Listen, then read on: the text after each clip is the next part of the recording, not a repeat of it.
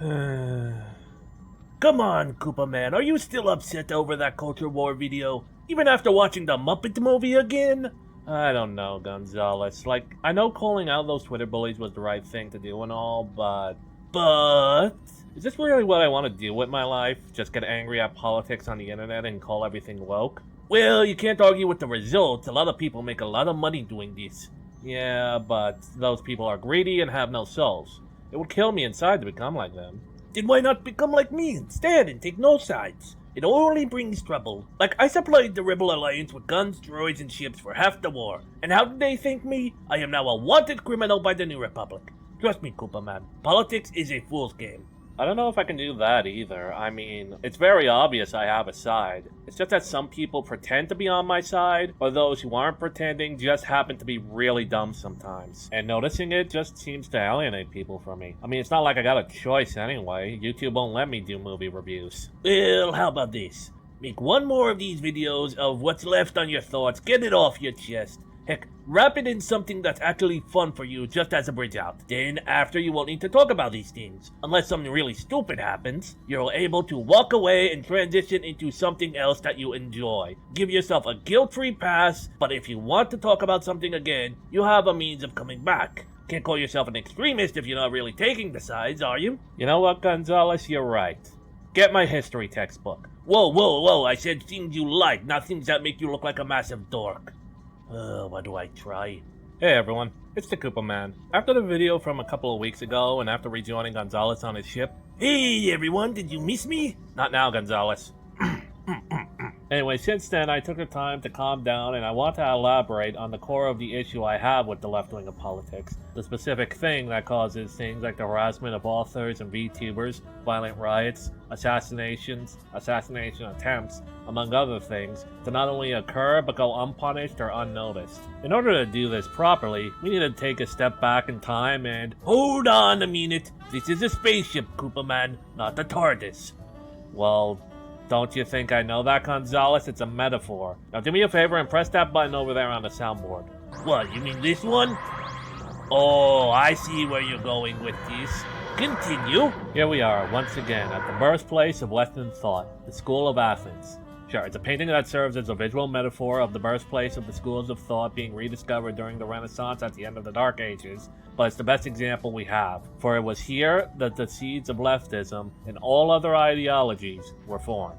And the ones who would cultivate those seeds were none other than our old friends Plato and Aristotle. You may remember these two from my Reshorum and Zekrom video from last summer. If not, I'll give you a refresher. Plato was a student of Socrates who formulated a lot of the backbone of his thoughts based on his reaction to the leadership of Athens, voting to have his teacher poisoned, an event that would haunt him into his adulthood. As expected, Plato was not a fan of the Athenian style of democracy because it led to a man he saw as a great man being unjustly put to death. Plato had a high regard for the knowledge and wisdom of Socrates, but he was still very much the young boy he was when Socrates was poisoned to death. As such, he formulated his worldview from a place of immaturity, as well as vengeance and self-righteousness. This worldview he outlined in one of his works, known as the Republic, as well as in the manuscripts of The Lost Land of Atlantis, but that's a different story. In this work, Plato outlined a civilization formed for the greater good, and against oligarchy, what he described as the rule of the wealthy elite, some that he believed had been going on in Athens at the time, he wasn't wrong, in which democracy was stripped away entirely, all goods were collectively owned, and all laws were dictated by philosopher kings who were chosen among the smartest among them. And in this society, man would be free to achieve his ideal form, free from petty concepts like the want of bread or voting. As such, he'd be free to philosophize, create art, poetry, music, all the livelong day long. Who would grow the food then? Oh, that's easy. That'd be done by the slaves. Wait, what? Isn't this supposed to be a utopia? Oh, it is. For the people who play the likes. For the people he didn't, they'd be enslaved. Again, for the greater good. That sounds exactly what the Empire did. That's only because it is. The only difference being they were much nicer about it. Less stormtroopers and more men in togas. Okay then, what about Aristotle? Right, yes. You see, Aristotle also formed his own political ideologies, but his didn't take root until much later. During his life, his ideas were basically the anti-Platonic ideas, sort of like the anti-Jacksonian party of early America, but we're getting ahead of ourselves. While Aristotle too saw the flaws of Athenian direct democracy, his ideas were less on how society was built and more on how individuals built themselves, being famous for virtue ethics. The thing about Aristotle, though, is that for the longest time his ideas would be largely forgotten and obscured by the mists of histories. When the Romans came in contact with the ancient Greeks, they gravitated more towards Plato's idea of a republic, as they already had a republic of their own. And while the Romans practiced far more individual rights than outlined in Plato's republic, they still took it to heart, which led to a lot of internal strife and suffering within the waning days of the Roman Republic and the formation of the Roman Empire. As Rome grew more authoritarian, it began to reflect Plato's work even more. By the end of the Roman Empire, it had grown so authoritarian, in fact, and unjust for the common people, that when the barbarians came to sack Rome, they were basically cheering them on and welcoming them as liberators, much to their confusion, I'm sure. But that was the first time that Plato's philosophy had failed. And as for the anti-Plato philosophy, well, that's a different story. During the age of the Roman Empire, Christianity was formed as a new religion, and many Christian scholars afterwards were curious about the works of the Greeks outlined in the Bibles, went to rediscover the works of Aristotle, and found they greatly mirrored their own philosophies as given to them by the Son of God. As such, a lot of Aristotle's beliefs and ideas were preserved by the Church during the age of the Empire. Even while they were being fed to lions, the Christians held true to their faith, but they also held true to the virtue ethics they'd rediscovered through the works of Aristotle. These teachings eventually made their way all the way up the ladder to Emperor Constantine, and when he'd divide the empire, the Western Roman Empire would hold true to the Platonic ideas they were already using, whereas Constantine would base his empire around Byzantium and around the teachings of Christ and Aristotle. As such, when the Western Roman Empire fell, the Byzantine Empire stayed strong, and the people living within had a lot more freedom than those living under Rome. Sure, it was still a pre-medieval to medieval society, but they suffered a lot less repression, hunger, and strife than their European counterparts. Let's fast forward a few years to around the midpoint of the Dark Ages. While Rome was gone, and Plato long before it, his influence was still felt in a new form of government that was formed in order to protect the kingdoms of Europe from outside invaders. This would be known as feudalism, and what it was essentially a role of military kings and knights, with the people they were meant to protect providing the community with food. It was all communally owned, as it all belonged to the king. While it was a less repressive system than under the Roman Empire, there was still mercantilism, individual rights, and some degrees of freedom even for the peasantry. This was still a very repressive system with very little social mobility. While there were some famous exceptions, typically someone born a peasant was destined to be a peasant, someone born a knight was destined to be a knight, so on and so forth. This must be understood that this form of government is not and was never right-wing. Such a concept had yet to exist at the time. In fact, the concept of politics was largely dead at this point outside of the electorate states in Eastern Europe, where knights and nobles would vote for their kings and princes. Well, that wasn't completely true. While the rest of Europe was largely practicing Platonic republics in the form of kingdoms, the British Isles have been separated from the rest of Europe and going their own way since, well, forever. Were forming their first constitutional government in the signing of the Magna Carta, taking power away from the royal family and giving it back to the people in the form of a representative parliament. This system was made up first by the barons, the lowest form of nobility who were usually former peasants, but eventually official representatives as elected by the people. And while this system of government of rule of law is one championed by today's right wing, it too was not right wing by the original definition. Yet. Let's fast forward to where we do see the real left wing and right wing formed. It was in the late 1700s. The people of France were in a state of unrest. Countless wars with their ancient enemy of England has left the country bankrupt, and the regular people can barely afford the daily necessities in the cities. In the countryside, a harsh winter led to poor crop harvests, leading to food shortages all around. Pressure was mounting. It was during this time a group of elite, but not always aristocratic, wealthy patrons of coffee houses would organize philosophy groups to discuss the teachings of the great thinkers, particularly Plato, and would fantasize about forming a new government that'd be able to solve all the problems that those poor common folk are facing. Because in these wealthy coffee houses, the patrons saw the working class as pets rather than as human equals, and they saw the ruling class as a dangerous coyote out to eat their beloved pets. The largest and most prominent and powerful of these groups were called the Jacobins. Not to be confused with the Jacobins, which were a British movement to restore the true king of the Isles and his lineage, rather than some French and German heretics. The Jacobins were a political movement of wealthy merchants, philosophers, and academics. It was the Jacobins who first defined the paradigm of left-wing and right-wing. According to them, being left-wing meant being for the people and for all things good, that people were stronger together and could work together to take down their oppressors, and that government should eliminate class and religion and make people work for each other's common interests, that property should be collectively owned, and that all men should work for the common welfare, ruled over by a class of scholarly elites such as the Jacobins themselves. Sound familiar? Like I said, they were huge fans of Plato's Republic. As for the right wing, well, they left that deliberately vague. Anything that was against the left wing in the eyes of the Jacobins was right-wing, and being right-wing means being an anti-revolutionary enemy of the people and the Republic. Under Jacobin rule, all things right-wing had to be removed or destroyed. So when the Jacobins seized power during the French Revolution, it led to riots, civil unrest, and a genocide of the French aristocracy, the clergy, and anyone who opposed the revolution.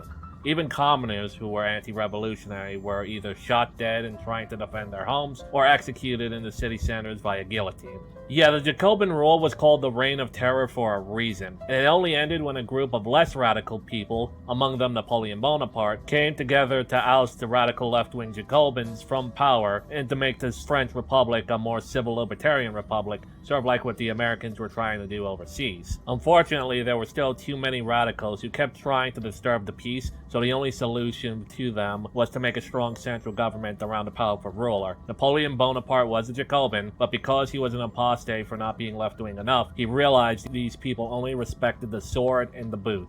So he donned both and put them down. Of course, this would also lead to the rest of Europe trying to oust him for putting down those poor left-wing activists, leading to France almost accidentally taking over the whole world, but that's a whole different story. You may have also noticed that the Jacobin symbol I was using looks very familiar. We will get to that in a few minutes, but let me tell you right now what it's called. It's called a fasces. Try to remember it later, okay? Fast forwarding again to the end of the 1800s. The failures of the French Republic during the Reign of Terror were great, but times were getting tough again. In England, industry was evolving at a fast rate, making the dividing lines between the worker and the wealthy more apparent. This was, of course, noticed by a few members of the elite academic circles, among them a man by the name of Karl Marx, a jobless sponge who hated the blacks and the Jews. For more information about Karl Marx, please refer to the thread linked in the description. It was during this time he wrote and co-wrote works like Das Kapital, the Communist Manifesto, and others, outlining that workers should unite and be stronger together and overthrow the privileged upper classes, but not him, he's special. That a new state would be formed, much akin to Plato's Republic or the Jacobin Reign of Terror, with all the same goals and ends. He also wanted the world to be completely Judenrein, and he wrote letters to the Americans asking them not to end the institution of slavery, as without the enslavement of what he believed to be the underclass of society, this system of communism would fail. I give him more credit than his modern followers today. At least he was the first one since Plato who was honest about enslaving others as the backbone of a collectivist system. The reason it didn't take off in England and America, however, is that they had a unique system in place where there was a social mobility. The aristocracy was mainly there as a decorative set piece, and people were by and large content with the way things were, with minor changes here and there to make things generally better, like worker safety laws and all that. They didn't want or need a revolution, and anyone who did was largely seen as a crackpot, rightfully so. This cemented in the minds of those said crackpots that the true right-wing system was the system of the Anglosphere, particularly America, who had a republic, but it wasn't their republic, which is how we got to the way things are today. The words of Marx, however, did take off in continental Europe. First in Russia, who I will largely go over in an upcoming video I already had planned, but to keep things brief, they were the first truly communist government. Granted, they were not the first leftist one by a country mile, and as a result they were very authoritarian, imperialistic, and militaristic. Then there were the movements in Spain and Italy after the First World War, where the thinker Giovanni Gentile, a Marxist, would see the failures of Russia's communist system, as well as France's Jacobin revolutionary republics, and try to make a Marxist system that works. He embraced the idea of stronger together and wrapped it into humans' already inherently nationalistic leanings and called it fascism. The symbol? Yeah, that's right, the fasces. This is why fascism is a left-wing ideology and not a right-wing one. The only people who call it right-wing call everything that is not their particular flavor of leftism right-wing, and only a fool would believe it. Fascism was based on the manifesto of Stronger Together, as well as Plato's Republic. If it swims like a duck, quacks like a duck, and oppresses its own people like a duck, my friend, it's a duck. And then there were the Marxist leftist movements in Germany post the end of the Great World War and the Weimar Republic. Their movement had the same roots as the French, aimed largely at the degenerate elites within the political class of the Republic, but most of them coalesced into one large movement that took Marxism, but blended it with fascism, and what the Stalinists in Russia were now doing, and formed the National Socialist German Workers' Party, or Nazi Party for short. Nazis aren't right-wing either, it's in the friggin' name. Their enemies were admittedly a corrupt example of one, but they were still a federal republic. And it would be based around the centralizing figure of a certain Austrian painter and his own personal beliefs, which, I'll remind you, largely mirrored Marx's own. All he did was answer Marx's question: what to do about the Jews. And never forget, all four of these states and movements were in it together at the start of World War II, with the only reason that Spain remained neutral was that it was still trying to secure its own revolutionary state, and Russia would turn against the Axis only because of Operation Barbarossa. Though let's not kid ourselves. Had Russia stayed Axis and had the Axis won the war, they would have all turned on each other regardless. There is nothing a leftist hates more, even more than right-wingers, than another slightly different leftist. It would be up to the Americans and the British to put a stop to this continental authoritarian leftism once and for all, but at the end of the war, because Stalin was smart enough to change sides to suit his needs,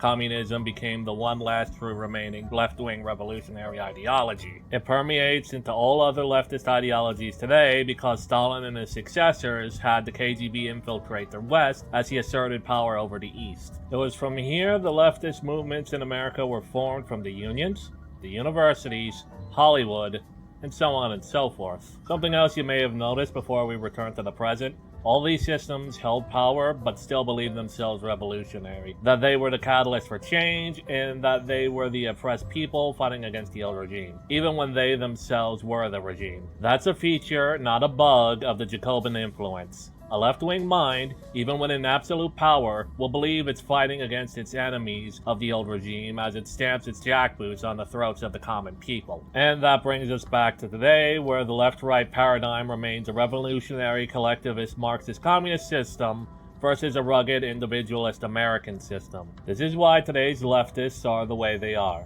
Firstly, a lot of them get radicalized in high school and college to believe the insane dog crap they do. A revolution needs soldiers, after all. Secondly, this is why many of them go after one another when there isn't a major collective push against the enemy. Sure, the right wing are also guilty of pushing others away, but when the left wing do it, it's for being insufficiently left. When the right wing do it, it's usually because the person is an asshole. It's like how I and others turned our backs on Ben Shapiro on the Daily Wire, or outright reject race socialists like American Krogan, Louis Laveau, or Richard Spencer. When the left goes after their own, they're trying to fix a part of their body and put it back in line. One weak link breaks the chain. Third, this is why the left wing, when their more extremist members get called out, will either deny the extremities outright, refuse to acknowledge them as left wing to begin with, or will circle the wagons around them. We've seen this with the harassment of VTubers and the denial of Pikame's reason for her graduation. As I said in that video, they either denied the harassment existed, said she deserved it, or denied it had anything to do with them or with her graduation. It's sickening, really. And that really is the reason why the left will never change. They aren't people, they are a collective. And only when you unlink yourself from the collective do you start to see how toxic it really is. As Americans, we have no need for collectivist politics. Our system should return to being a classically liberal aligned system, with federalism, a good central government that can serve its people without it becoming a danger to personal liberties, and anti-federalism, the right of the individual states to self-govern as they see fit. It's in the balance between these two where freedom and prosperity lies. And never forget, the most oppressed minority is the individual. Hopefully this explains why I was so harsh on those still clinging to leftism in my previous video, A Message to Leftists. I am sure there are a few still worth saving, but what needs to be understood is this: the right wing isn't your enemy. We aren't a collective or a monolith. Treat people like individuals and you'll see there's no need to do damage control for assholes. You're an individual. You are all different. You don't need to march in a pride parade to be gay. You don't need to fly a trans flags to be trans. Likewise, you don't need to burn copies of Harry Potter to be Christian, and you don't need to support big companies to be a capitalist. At the end of the day, these things are just mindless gang activities. You don't want to be a member of a gang, so don't be a gang member. Be an individual. Be yourself. Only be you. Or, don't. Just don't come crying to me because someone else in your collective ends up getting you shot. It's been the Koopa Man. Game on.